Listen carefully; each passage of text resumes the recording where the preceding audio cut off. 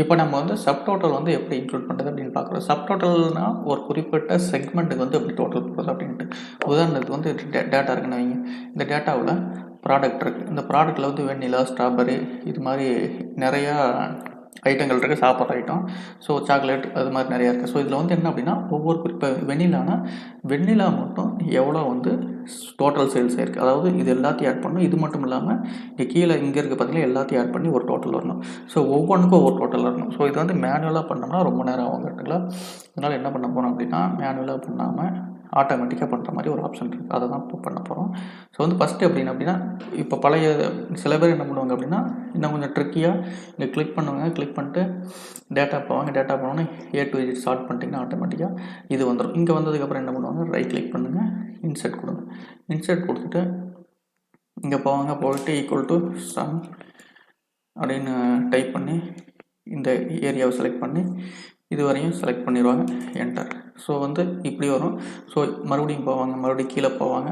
கீழே போயிட்டு இந்த இடத்துல ஆட் பண்ணுவாங்க. ஆட் பண்ணி ஒவ்வொன்றா சம் கொடுப்பாங்க. ஸோ அது வந்து பார்த்திங்கன்னா ரொம்ப ஓல்டான மெத்தட். அது வந்து ஒர்க் அவுட் பண்ணணும்னா ரொம்ப நேரம் ஆகும். ஒரே செகண்டில் ஒர்க் அவுட் எப்படி பண்ணுறது அப்படின்ட்டு நம்ம இப்போ பார்க்க போகிறோம். சரி, ஓகே. இப்போ வந்து செலக்ட் பண்ணிக்குவாங்க. செலக்ட் பண்ணிட்டு டேபிளில் எங்கே வேணாலும் செலக்ட் பண்ணிக்குவாங்க. அது ஒன்றும் பிரச்சனை கிடையாது. செலக்ட் பண்ணிட்டு சப்டோட்டல்ங்கிற ஒரு ஆப்ஷன் இருக்குது பார்த்தீங்கன்னா, சப்டோட்டலுக்கு போங்க. கிளிக் பண்ணுங்கள். கிளிக் பண்ணோடனே ஆட்டோமேட்டிக்காக என்டையர் டேபிளும் வந்து செலக்ட் ஆகிக்கும். செலக்ட் ஆனோடனே இங்கே இருக்குது பார்த்தீங்களா.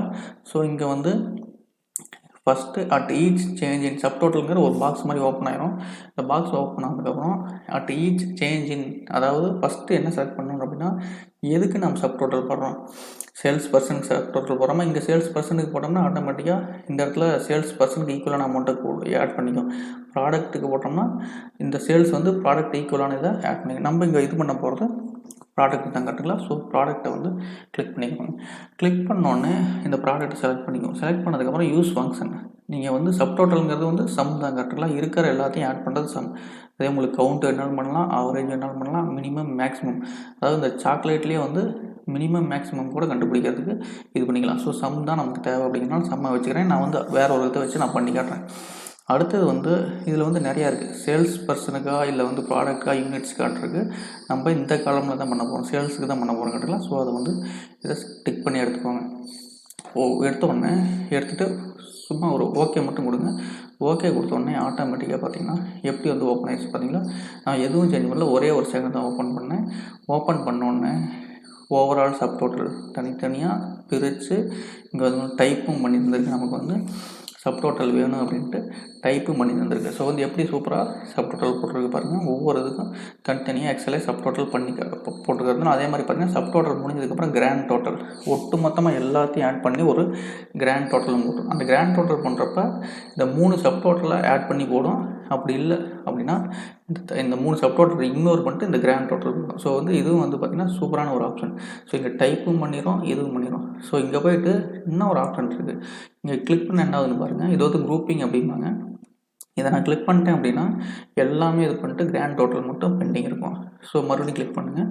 ஆட்டோமேட்டிக்காக இந்த இடத்த கிளிக் பண்ணிங்க அப்படின்னா ஆட்டோமேட்டிக்காக எல்லாமே ஓப்பன் ஆகிடும். வந்து போங்க மேலே போய்ட்டு இப்போ ரெண்டாவது இதை கிளிக் பண்ணிங்க அப்படின்னா இங்கே பாருங்கள் எப்படின்னா சூப்பராக வந்துருப்பாங்க. இருக்கிறது எல்லாத்தையும் மறைச்சிட்டு ஃபைனலாக வந்து ஒவ்வொன்றோட சப்டோட்டலை மட்டும் கொடுத்துட்டு ஃபைனலாக கிராண்ட் டோட்டலை மட்டும் டிஸ்பிளே பண்ணணும். ஸோ இது வந்து குரூப்பிங் அப்படிம்பாங்க. குரூப்பிங்கை பற்றி நம்ம ஆல்ரெடி ஒரு வீடியோவை போட்டிருக்கோம். ஸோ அதை பார்த்து தெரிஞ்சுக்கலாம்.